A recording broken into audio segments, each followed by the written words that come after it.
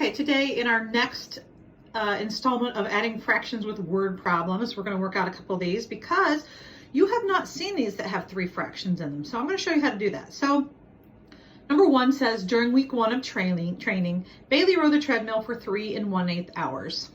In week 2, she attended an aerobics class and lifted weights for 1 3/4 hours. And in week 3, she swam laps in the pool for 1.5 hours. How many hours did Bailey spend training? So what we have here, if you go through and just highlight the numbers you're adding, that usually helps because you're making sure those are needed numbers. So what I did, I went ahead and wrote up the 3 needed numbers we have here. So in week 1, she did 3 1/8 hours. The next week, 1 3/4. The next week, 1.5. So what we have to do, this is no different than when we have two numbers, but what we have to do, we have to find that common denominator. But before we do that, remember this thing, the little caret thing we do? We multiply, then add, multiply, then add, multiply, then add. Okay? So we're going to take 8 times 3 is 24 plus 1. So now this becomes 25 over 8. Okay, 4 times 1 is 4 plus 3 is 7.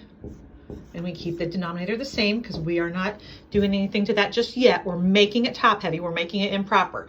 2 times 1 is 2 plus 1 is 3 over 2.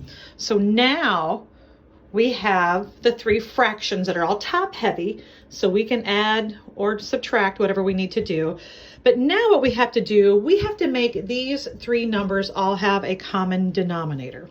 So just like anything, we're going to start with our biggest one. Okay, so the biggest denominator is 8, and we have to ask ourselves, do these other 2 numbers go into it? So does 4 go into 8? Yeah, it does, times 2. Okay, does 2 go into 8? Yes, it does, times 4. So remember, whatever you do to the bottom, you have to do to the top. Everybody gets equal treatment here. Okay, we do not have to change this one because we did not change the 8th. So we're not going to change the top. So this becomes 25 over 8. This 7 times 2 is 14. 4 times 2 is 8. We know this is going to be 8 because we've already worked that out. 3 times 4 is 12.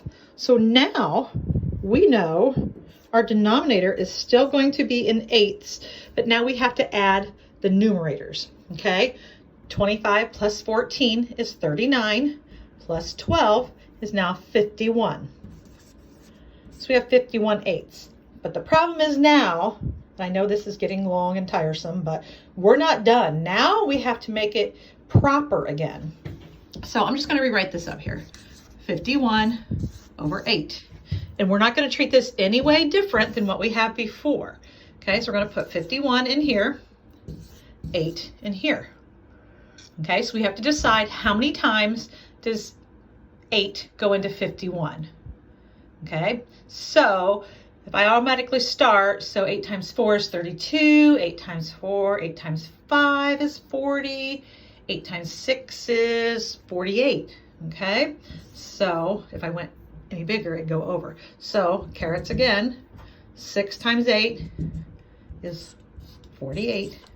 We're going to subtract that. We have 3 left. 3 becomes our numerator. 8 stays our denominator.